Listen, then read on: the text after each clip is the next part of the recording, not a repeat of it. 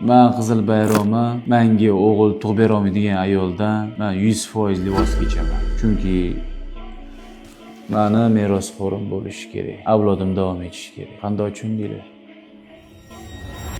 Ukajonim, o'g'ilni ham qizni berguvchi Alloh. Asosan erkak kishiga bog'liq o'g'il va qiz bo'lishi. Nimani eksang, shuni o'rasan. Короче, men Qizil bayrami o'ziga uveren, sog'lom bo'lgan erkak kishi doktorga borish shart emas, farzandli bo'lish uchun.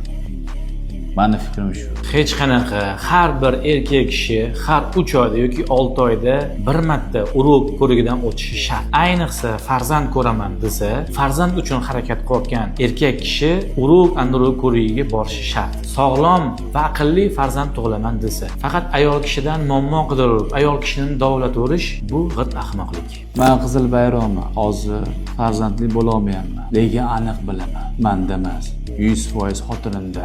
Bepushtlik turlari juda ham ko'p. Nafaqat ayol kishi emas, bu yerda erkak kishi ham sababchi bo'ladi. Ya'ni erkak kishida birlamchi bepushtlik, ikkilamchi bepushtlik, idiopatik bepushtlik, obstruktivniy, noobstruktivniy va boshqa turlarga bo'linadi. Hozirgi kunda uchrayotganlardan bu varikotseli va sidik yo'llar infeksiyasi eng asosiylari gormonlarning buzilishidan bepushtlik kelib chiqishi mumkin. Ayb kimdaligini aniqlash uchun erkak va ayol kishini kompleksni tekshirib olish kerak bo'ladi. Ana shunda ayb kimdaligi aniq bo'ladi, ukajon.